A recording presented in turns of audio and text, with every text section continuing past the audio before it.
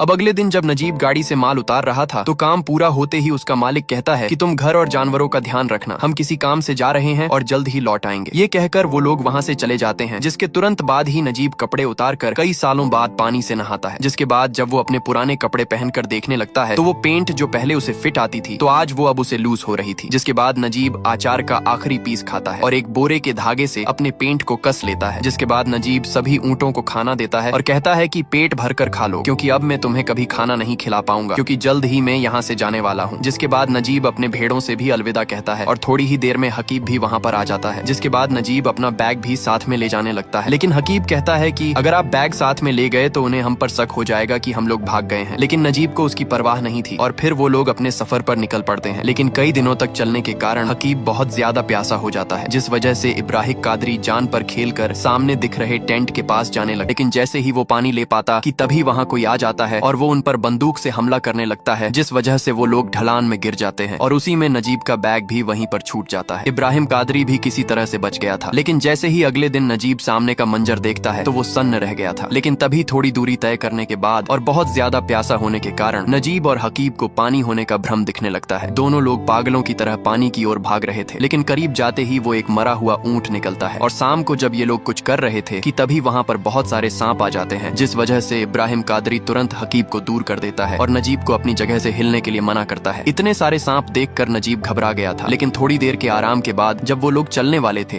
कि तभी नजीब के पैरों में बहुत सारे छाले पड़ चुके थे, जिस वजह से वो चल भी नहीं सकता था। पर तभी इब्राहिम कादरी अपना कपड़ा फाड़कर नजीब के पैरों में बांध देता है और फिर वो लोग चलने लगते हैं। लेकिन अब पानी के बिना हकीब की धीरे धीरे हालत खराब होने लगती है, लेकिन फिर भी वो लोग आगे बढ़ रहे थे। हकीब बेहोश हो चुका था, जिस वजह से इब्राहिम कादरी उसे उठाकर चलने लगता है, लेकिन अब धीरे धीरे हकीब की भी शरीर जवाब दे रही थी। दोनों लोग चलने की हालत में बिल्कुल भी नहीं थे और तभी इब्राहिम कादरी को अपना पसीना हकीब को पिलाना पड़ता है। लेकिन फिर भी वो लोग किसी तरह से बस चलते ही जा रहे थे। लेकिन तभी अचानक हकीब को शहर दिखाई देने लगता है और वो बिल्कुल पागलों की तरह उसी तरफ भागने लगता है, पर साथ ही में वो रेत भी खाने लगता है। वो पानी के कारण पूरी तरह से पागल हो चुका था, लेकिन तभी उसे खून की उल्टी होने लगती है और थोड़ी ही देर में हकीब अपना दम तोड़ देता है। नजीब इब्राहिम कादरी से मदद मांग रहा, ये देखकर नजीब बहुत दुखी हो जाता है और इब्राहिम कादरी से हकीब की जान बचाने के लिए मदद मांगता है। लेकिन अब इब्राहिम कादरी को भी पता चल जाता है कि हकीब नहीं बच पाएगा। लेकिन तभी इब्राहिम को कुछ अजीब लगता है और जैसे ही वो सामने देखता है तो एक भयंकर रेतीला तूफान उन्हीं की ओर आ रहा था, जिस वजह से इब्राहिम नजीब को जबरदस्ती अपने साथ खींच कर ले जाने लगता है। लेकिन अभी भी नजीब हकीब के लिए रो रहा था, पर तभी इब्राहिम नजीब को ही उठाकर तेजी से भागने लगता है। लेकिन तभी वो लोग रेतीले तूफान के बीच फंस जाते हैं और उसका सामना करने लगते हैं। लेकिन अगले ही दिन रेतीला तूफान चला जाता है, लेकिन अभी भी नजीब हकीब की याद में सुन्न होता है। वो आगे बढ़ने के लिए तैयार ही नहीं था, लेकिन इब्राहिम के जोर देने पर वो लोग आगे बढ़ने लगते हैं। लेकिन तभी नजीब बेहोश होकर गिर पड़ता है, क्योंकि उसके पैर के छाले अब बहुत ज्यादा बढ़ चुके थे, जिस वजह से इब्राहिम अपने जूते निकालकर नजीब को पहना देता है। लेकिन तभी वो एक लिजर्ड को देखता है और नजीब को भी उसके बारे में बताता है और कहता है कि पानी आस पास में ही है। और जैसे ही इब्राहिम सामने देखता है तो वहाँ पर एक पानी का तालाब होता है। ये खबर सुनते ही नजीब बहुत तेजी से उसी की ओर भागने लगता है। लेकिन जैसे ही नजीब पानी के पास जाकर उसे पीने की कोशिश करता कि इब्राहिम उसे रोक लेता है और उसे थोड़ा इंतजार करने के लिए कहता है। जिसके बाद इब्राहिम उसे एक एक बूंद कपड़े की मदद से पानी पिलाता है। जिसके बाद इब्राहिम को एक खाली बोतल मिलती है और फिर थोड़ी देर के आराम के बाद जब वो लोग आगे बढ़ते हैं कि तभी उन्हें एक ताजे बिस्कुट के पैकेट मिलता है, जिससे ये साफ था कि पास ही में रोड भी हो सकता है। और तभी उन्हें टायर के निशान भी दिखाई देते हैं और अब ये साफ हो चुका था कि वो लोग रोड के पास में हैं। लेकिन जैसे ही वो लोग थोड़ा आगे जाते हैं, अब इब्राहिम कादरी और नजीब को पता चल चुका था कि वो लोग रोड के पास में ही है, क्योंकि उन्हें रेत में टायर के निशान भी दिखाई दे रहे थे, जिस वजह से वो दोनों बहुत तेजी से आगे की ओर भागने लगते हैं। लेकिन जैसे ही वो लोग वहाँ पर पहुंचकर सामने की ओर देखते हैं तो वहाँ पर रोड नहीं बल्कि रेत ही होती है। ये देखकर नजीब का दिल टूट जाता है, उसकी हिम्मत अब टूट रही थी। लेकिन फिर भी उन लोगों को अब आगे बढ़ना ही पड़ता है और फिर कई देर तक चलने पर वो लोग आराम करने के लिए रुक जाते हैं। लेकिन जैसे ही अगले दिन नजीब की नींद खुलती है तो तभी वो देखता है कि इब्राहिम कादरी वहाँ से गायब हो चुका था। नजीब को कुछ भी समझ में नहीं आ रहा था कि इब्राहिम कहाँ चला गया है, जिस वजह से घबराकर नजीब इब्राहिम को ढूंढने लगता है और उसे जोर से आवाज देता है। लेकिन तभी उसे वही बोतल पानी से भरी हुई मिलती है जो इब्राहिम को रेत में मिली थी। नजीब उस बोतल को उठाकर कुछ सोचता है और फिर आगे बढ़ने लगता है। लेकिन अभी भी नजीब अपने छालों के कारण सही से चल नहीं पा रहा था, जिस वजह से फिर से गिर जाता है और फिर बोतल निकालकर पूरा पानी एक बार में ही पी जाता है और ढक्कन के तौर पर लगे खजूर को भी खा लेता है। लेकिन तभी नजीब को कुछ आवाज सुनाई देने लगती है, जिस वजह से वो तेजी से उसी आवाज की ओर भागने लगता है। उसकी ताकत पूरी तरह से खत्म हो चुकी थी। थी, जिस वजह से वो थोड़ा और भाग पाता कि तभी वो बेहोश हो जाता। लेकिन तभी वो बोतल गिरते हुए सीधा रोड तक पहुंच जाती है। मतलब कि नजीब अपनी मंजिल के पास जाकर बेहोश हो चुका था। और जैसे ही रात होती है तो तभी वहाँ से एक ट्रक गुजर रहा था, जिस वजह से नजीब उस ट्रक को रोकने की कोशिश करता है। लेकिन वो ट्रक रुकने के बजाय उसके साइड से फुल स्पीड में निकल जाता है। बेचारा नजीब कुछ भी नहीं कर सकता था। और तभी अगले ही दिन ठीक उसके पीछे एक ट्रक तेजी से आकर रुकता है। और जैसे ही नजीब उससे भी कुछ मदद मांगता कि वो आदमी भी उसे वहाँ छोड़कर चला जाता है। और तभी एक और गाड़ी नजीब के पास से गुजरती है। नजीब उस गाड़ी से भी मदद मांगता है और तभी वो गाड़ी आगे जाकर वापस नजीब के पास वापस पीछे आती है। उसके अंदर एक शेख बैठा हुआ था। लेकिन जैसे ही वो शेख बाहर निकलता है तो तभी नजीब उससे डरने लगता है, क्योंकि अभी भी वो उस सदमे से बाहर नहीं निकल पाया था। लेकिन वो भला शेख नजीब को अपनी रोल्स रॉयस में बैठाता है और उसे अपने साथ ले जाने लगता है। शेख उसकी हालत देखकर उसे पानी पीने के लिए देता है। और अब कई हफ्तों के बाद ज्यादा पानी पीने के बाद नजीब को राहत महसूस होती है। और फिर कई दिनों के सफर के बाद वो शेख नजीब को शहर ले जाता है और फिर उसे एक जगह छोड़ देता है। नजीब उसका हाथ जोड़कर शुक्रिया अदा करता है, जिसके बाद शेख वहाँ से चला जाता है। और अब रात हो जाती है। नजीब भूख प्यास के कारण सही से चल भी नहीं पा रहा था, जिस वजह से वो एक खंभे के पास जाकर वहीं पर ही बेहोश हो जाता है। और अगले ही सीन में हमें नजीब को नहाते हुए दिखाया जाता है। एक आदमी नजीब पर कम पानी डालने के लिए बोल रहा था, क्योंकि उसे कई साल पानी से नहाए बीत चुके थे। जिसके बाद नजीब के बालों को भी काटा जाता है। और तभी नजीब से उसके घर का पता पूछकर वहाँ पर रहने वालों का नंबर ढूंढा जाता है। लेकिन नजीब के घर वालों का नंबर बंद आ रहा था। और अब कई सालों बाद नजीब आराम से सो रहा था। और तभी वो आदमी बताता है कि हमने तुम्हारे घर वालों को ढूंढ लिया है और तुम्हारे घर वाले हमारे कॉल का इंतजार कर रहे होंगे। अब वो आदमी नजीब से कहता है कि तुम्हारे परिवार वाले पड़ोस में हमारे फोन का इंतजार कर रहे होंगे। और तभी वो लोग फोन लगाते हैं और फोन उठ भी जाता है। जिसके बाद कई सालों बाद नजीब अपने पत्नी से बात करता है। नजीब की पत्नी फोन पर ही रोने लगती है, क्योंकि उसे विश्वास नहीं हो रहा था कि नजीब अभी भी जिंदा है। और तभी नजीब को उसके बच्चे के रोने की आवाज सुनाई देती है। दोनों तरफ इमोशनल सीन होता है। जिसके बाद नजीब को पुलिस स्टेशन ले जाया जाता है और उसकी जानकारी लिखी जाती है। बेचारा नजीब तो सही से अपना नाम भी नहीं बोल पा रहा था। लेकिन जब नजीब आगे के प्रोसेस के लिए जा रहा था कि तभी वो एक ऐसी चीज देखता है जिससे वो सन्न रह जाता है। दरअसल पुलिस स्टेशन में इब्राहिम कादरी की फोटो क्रिमिनल के तौर पर लगी हुई थी। अगर इब्राहिम कादरी नजीब के साथ रोड पर होता तो हो सकता था कि नजीब कोई मुसीबत में भी पड़ सकता था। नजीब को समझ नहीं आ रहा था कि इब्राहिम कादरी की फोटो पुलिस स्टेशन में क्यों लगी है। सच बात तो ये थी कि इब्राहिम एक क्रिमिनल होता है जो कि इल्लीगल काम करता था, जिस वजह से अगर वो रोड पर नजीब के साथ होता तो शायद नजीब कभी कोई मुसीबत में भी फंस सकता था। और तभी एक अनाउंसमेंट किया जाता है। जितने भी लोग सऊदी से वापस अपने घर जा रहे थे तो उन्हें एक लाइन में लगाया जाता है, क्योंकि जो लोग अपनी नौकरी छोड़कर भागे थे तो उनके मालिक उन्हें यहाँ लेने आए थे। और तभी एक शेख अपने नौकर को पकड़ लेता है और बहुत बुरी तरह से मारते हुए उसे वहाँ से ले जाता है। ये देखकर नजीब की तो हालत खराब हो जाती है। और तभी वहाँ पर और भी शेख आते हैं और उन्हीं में से एक नजीब का भी शेख होता है। ये देखकर नजीब एक आदमी के पीछे छुपने लगता है। लेकिन तभी वो शेख नजीब को देख लेता है और उसे पकड़ लेता है। बेचारा नजीब अब वापस उसी नर्क में जाने वाला है। लेकिन तभी ये नजीब का एक सपना होता है। बेचारा नजीब बहुत ज्यादा डरा हुआ था और तभी शेख उसे देख लेता है, लेकिन वो उसे पहचान ही नहीं पा रहा था। लेकिन जैसे ही वो वहाँ से जाता कि तभी उसे कुछ शक होने लगता है। जिसके बाद वो फिर से नजीब के पास आता है और उसके सर पर लगे घाव के निशान को देखने लगता है, जो कि अब मिट चुका था। पर तभी शेख उसे कुछ कहता है और वहाँ से चला जाता है। और तभी वो आदमी नजीब को बताता है कि अगर वो तुम्हारा असली मालिक होता तो वो तुम्हें उठा ले जाता, लेकिन किसी और के वीजा पर आने से उसने तुम्हें उठाया था। ये सुनकर नजीब रोने लगता है। जिसके बाद उसे 3 महीने के लिए जेल में रखा जाता है। और अब लंबे इंतजार के बाद नजीब वापस अपने घर जाने वाला है। जाने से पहले आपने इस मूवी से क्या सीखा वो कमेंट में जरूर बताइएगा। और ऐसे ही जबरदस्त स्टोरीज के लिए सब्सक्राइब करना ना भूले।